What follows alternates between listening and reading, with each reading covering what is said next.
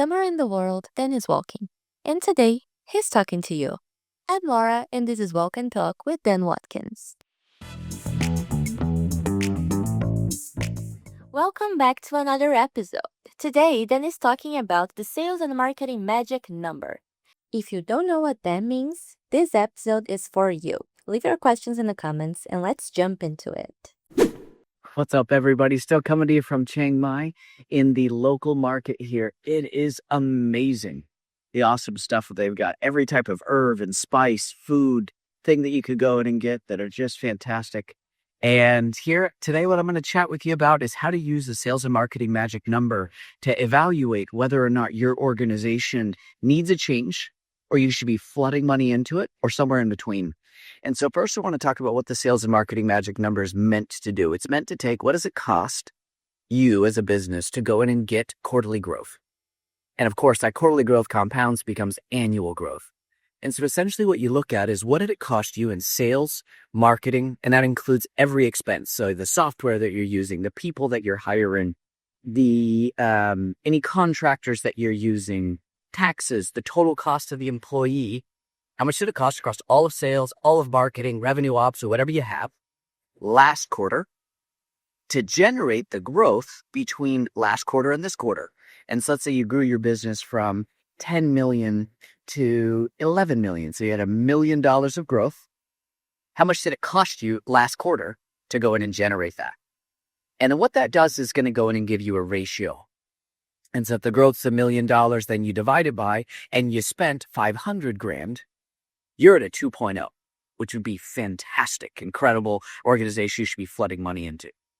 And now other organizations have to spend 2 million to go in and get that 1 million. You're at a 0.5. And I want to talk about that. That's kind of in the tinker phase where you've got something wrong. Something needs to be optimized. It's not completely broken.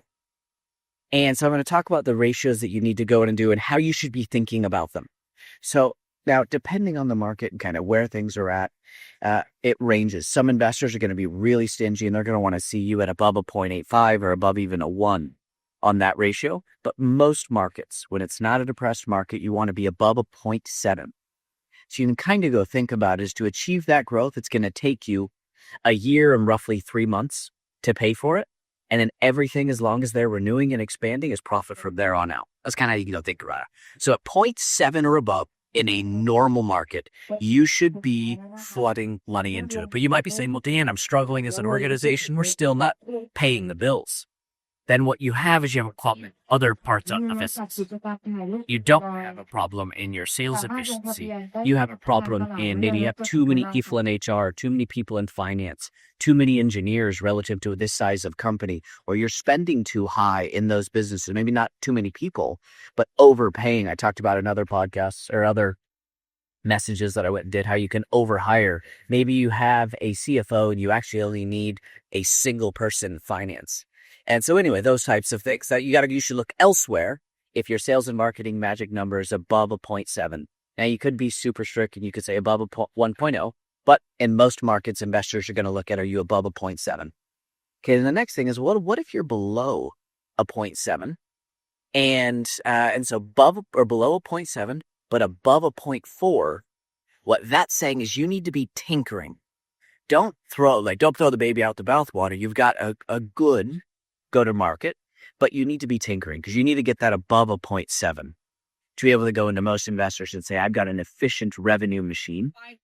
And so the tinkering thing can go and look like, okay, could we go in and get another 10 to 20% of opportunities per BDR or MBR, SDR, whatever you call them? Could we increase quotas another 10 to 15%? Could we ramp our reps 10 to 20% faster? Could we go in and have less senior of a leader to go in and manage the sales teams? We're hiring, let's say on average, we're spending 300 grand per sales leader. Could we actually go do that at about 225 per sales leader? And for future hires that you go to, that's what I mean by tinkering. Now, if you're below a 0.4, which is what most organizations that bring me in, that's where they're at. They know they're in a bad spot. They don't know exactly what's broken. But if you're below a 0.4, you are in a very serious problem. And you have to go in and turn things around. You need to find somebody who is an expert in it. So we do a database, but you need to go in and find expertise to go in and help you do a major turnaround. It's not worth investing another dollar in it. You shouldn't be hiring any new people. You shouldn't be launching new marketing campaigns. There's a drastic change that needs to go in and take place. Some organizations that I've seen, they can get into the negatives and to where it's like you're going to go in and you're essentially never going to pay it off. You generate, let's say it's 0.1, that's 10 years.